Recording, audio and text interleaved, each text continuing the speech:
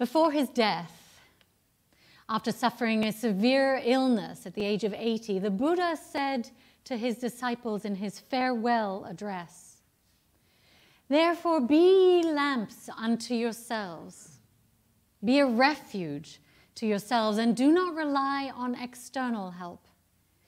Hold fast to the truth as a lamp. Hold fast to the truth as a refuge. Look not for a refuge in anyone beside yourselves." The Buddha was calling us to look deeply within and find our answers there.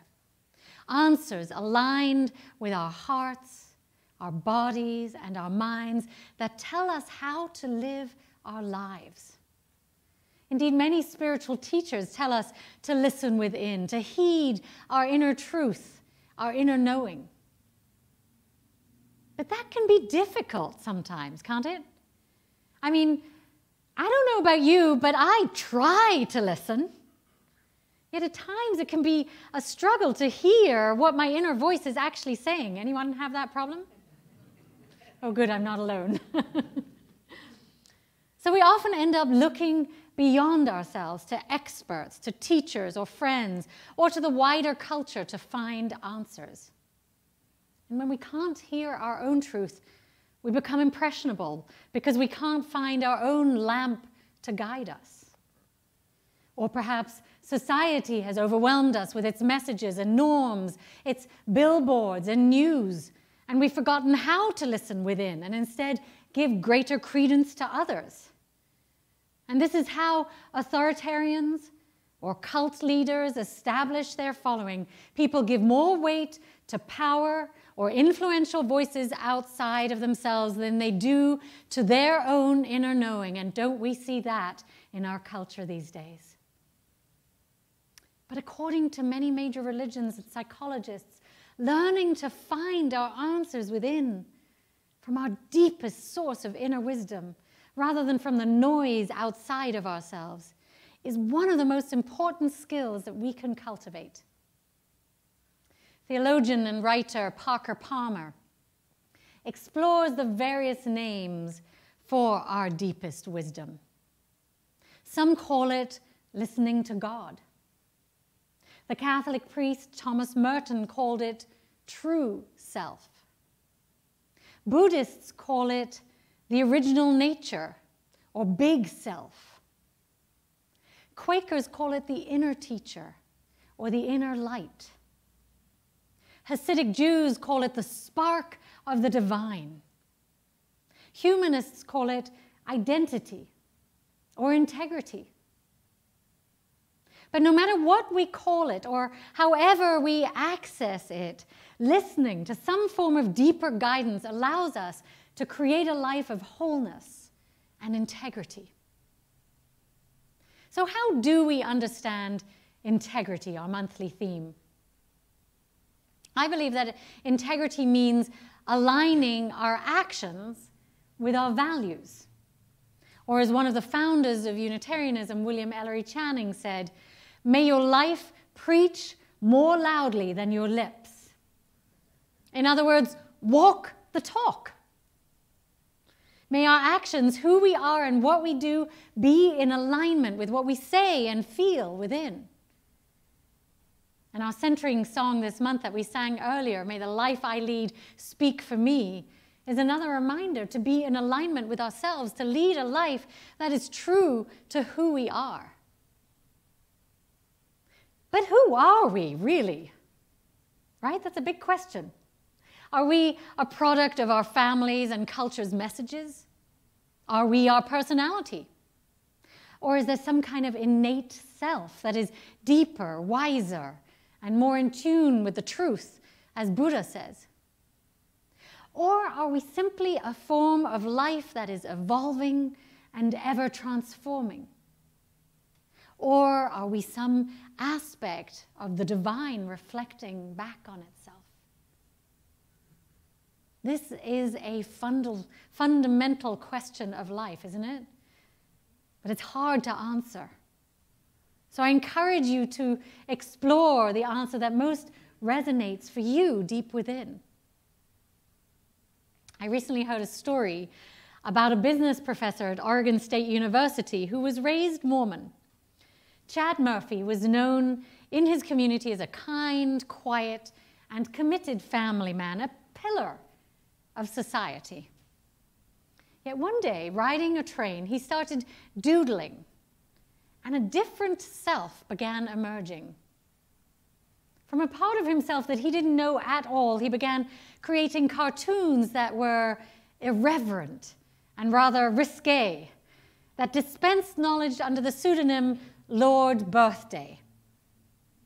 Now, Lord Birthday tackled subjects like how to French kiss, 12 best love moves, 7 mental tricks to overcome depression, and 8 ways to escape a painful conversation. Not things that a business school professor would talk about in his life or classes, right?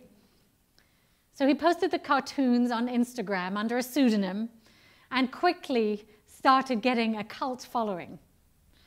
And eventually those cartoons became so successful that publishers wanted to create a book of his work and asked him to put his real name to it. But Chad felt afraid and conflicted about putting his actual name to it, as he didn't want to reveal to his friends and family and his students that he was actually a completely different person than they thought he was. But eventually, hiding this irreverent, humorous part of himself became too painful. And so he decided to risk putting his own name to this uncharacteristic work. And although he was judged and shunned by some family and community members, he now feels tremendously relieved to have been able to integrate these different sides of his personality, to be able to be whole and express all of who he is now. He's now living what Parker Palmer would call an undivided life. Many people seem to live one life on the surface and another behind closed doors, don't they? We need only look to our news to see countless stories of financiers, priests, politicians, royalty, and celebrities who've been masquerading as one thing only to have quite different shadow lives. Lives that are not integrated and whole. Lives that are very much out of integrity. In his book, A Hidden Wholeness, Parker Palmer comes up with a very compelling definition of integrity. Integrity means much more than adherence to a moral code. It means the state or quality of being entire, complete, and unbroken as an integer or integral. When we understand integrity for what it is, he writes, we stop obsessing over codes of conduct and embark on the more demanding journey toward being whole. Palmer invites us to be divided no more. Now, most of us are divided by expectations of society, the call to be good, and the need to fit in. Whereas living undivided requires us to be in alignment with what we know is true. And we're probably closest to that truth when we're young children, before our parents, school, and society's norms have taken that authenticity away from us. But if we reflect back on our childhood and remember what we loved when we were young, we can often revitalize our true early nature. As we grow up, many of us are given messages that inform us that we should be different from who we are, that we have to fit into certain roles and expectations or will not succeed in life. And these expectations end up compromising our integrity because we yearn to be accepted. Now, there are countless gender role messages from a very young age. Girls, for example, are taught, be nice, be kind and polite, please people, be good, follow the rules, smile, look pretty. Don't be too strong or too smart because you don't want to threaten anyone. But also don't cry because crying is weak. Take care of others. Be ready to give up your dreams and desires to fit into a man's life because men are more important. And then sacrifice yourself for your children. Any women resonate with any of those? And of course, boys too are raised with stifling, impossible expectations. Be tough. Be gentle. Be strong. Be sensitive. Don't cry. I never know what you're feeling. Play sports. You're too rough. Provide for a family, but follow your bliss. Kill for your country, but don't be a killer. And so forth. Any men resonate with any of those messages? Yeah. Very conflicting. Now, as we know, gender is on a spectrum, and society's norms don't accommodate, which society's norms don't accommodate that easily. So we're put into boxes filled with expectations. And then there's school and work culture, which also expects us to put on masks to make it through. And so bit by bit, over time, most of us compromise who we are to belong, to be liked, to fit in, and to be successful. And we end up creating a personality, a mask, which we hope will work out in the world, but may be a far cry from who we actually are. And the problem with that, as physician and writer Naomi Remen says, is that our vitality is rooted in our integrity.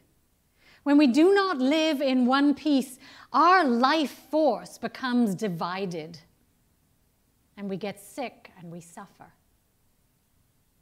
And the challenge for many of us is that we've been so used to fitting society's expectations and norms, so used to listening outside of ourselves, that it's hard to find our true inner voice. Which is why I believe that spiritual practice, meditation, reflection, going out into nature and quiet time is so important.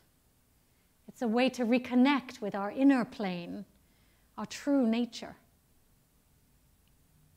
Sociologist Dr. Christine Carter writes, "Live with total integrity. Be transparent, honest, and authentic. Do not ever waver from this. White lies and false smiles quickly snowball into a life lived out of alignment.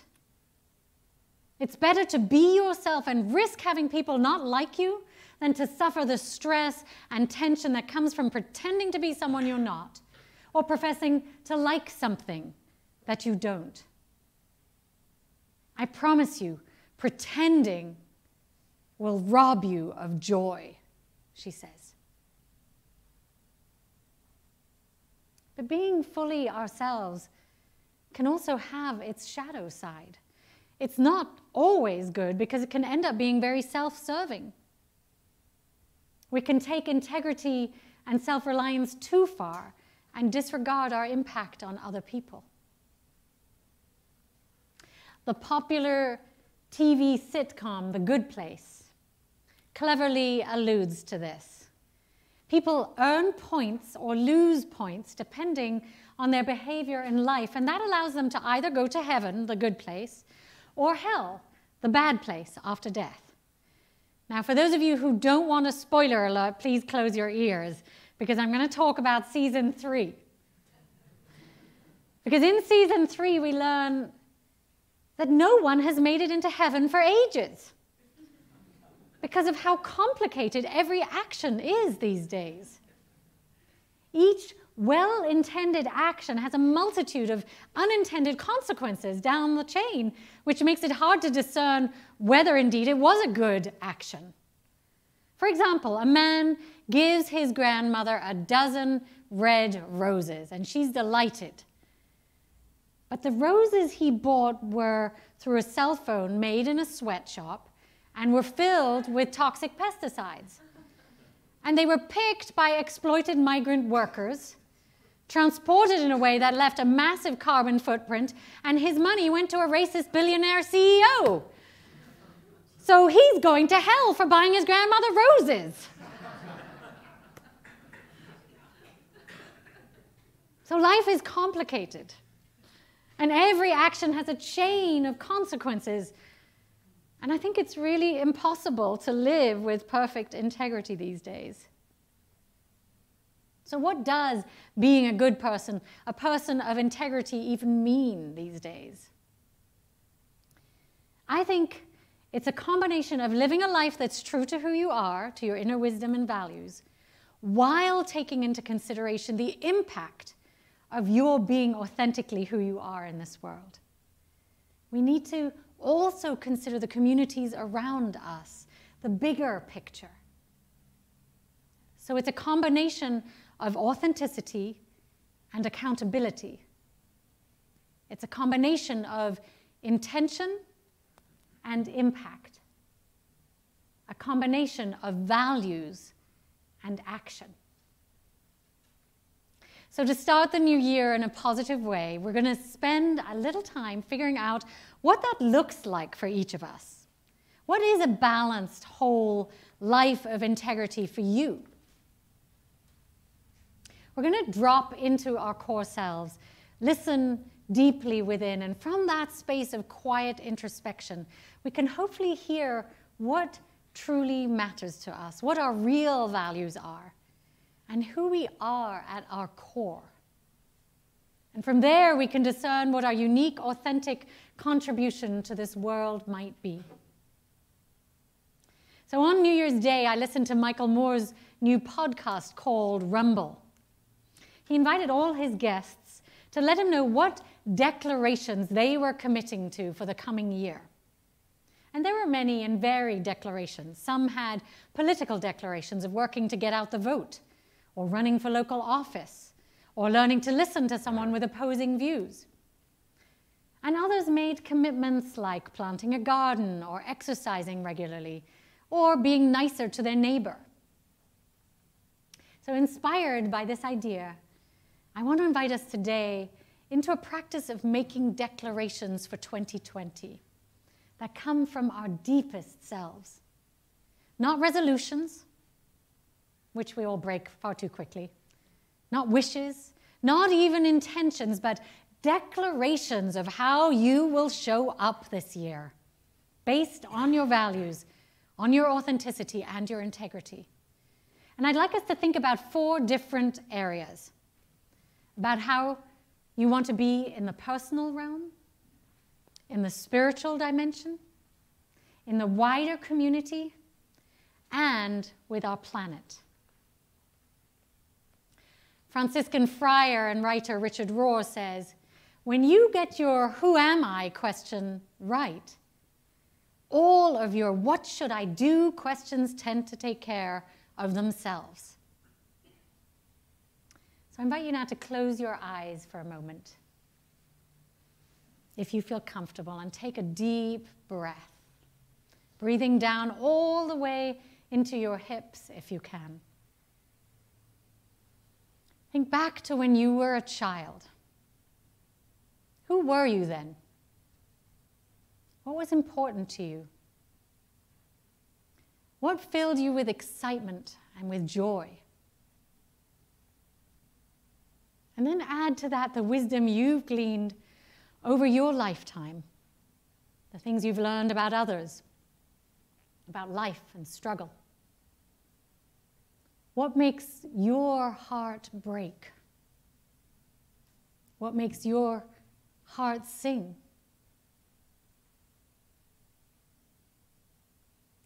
Hold on to some of those thoughts you've had and gently open your eyes.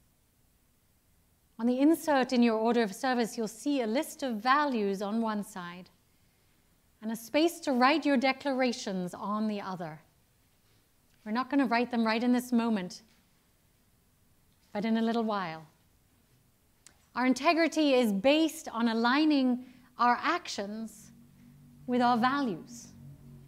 So at the end of the service, I'd like to invite you to stay in your seat for a while, if you want, and look at the values listed and circle 5 or so values that are most important to you. Really pick out the ones that resonate most strongly. And then turn within. If you need a pen, the ushers will hand out pens to you at the end. Just raise your hand. And then you'll see on the other side of the handout that you have the opportunity to make declarations about how you are going to show up in 2020. But rather than just write down what you think you should be or what society demands of you, I invite you to be really honest and feel what genuinely arises in you from your core self. What is in alignment with your values, your deepest longing, your highest self? What kind of declarations help you feel whole and help you contribute to our world? So I'm going to share my examples with you just to get you thinking. On the personal level, I declare that I will continually seek to evolve into a wiser, more loving version of myself. And when I fail, which I will have compassion for myself. On a spiritual level, I declare I will continue to listen more deeply to my inner voice and participate in ongoing daily spiritual practice to help me hear that voice. On a community level, I declare I will be a public stand for love, for justice, for compassion and connection to counter nonviolently the lies, the deception, the greed, the racism, the bigotry and harm that are pervading our society.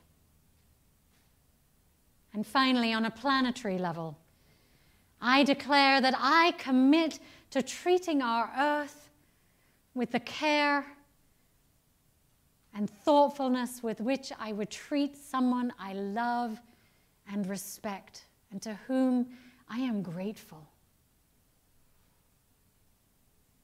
So in a moment, it's going to be your turn. At the end of the service, take a moment to identify your values and make your declarations. And then you can place your declarations in our baskets in the foyer or in Fellowship Hall. There are baskets with a sign on them. And you can take them home if you like and work on them and then bring them back next week. But don't forget. Don't just put it aside and forget. I encourage you to really think about this. And we're also going to post it on our Facebook page. So if you're watching this by video and you prefer to do it digitally, you can do it that way. It's going to be inspiring for us to read one another's declarations. So I urge you to bring them back, and we're going to post them in Fellowship Hall because everyone deserves a voice. Let's see what we're up to as a community. Let's see how we individually plan to bring ourselves fully to the communal good. Let's encourage one another to live into our integrity throughout the year. And let's check in with each other throughout 2020 about how our declarations are going. Are you game? Yeah. Let's hear a stronger declaration than that. Are you up for this? Yes. Great. My friends, 2020 is no doubt going to be an intense year. It already is, isn't it? So let's share declarations about how we want to show up and who we want to be, both as individuals and as a community, guided by our integrity. May it be so. Amen.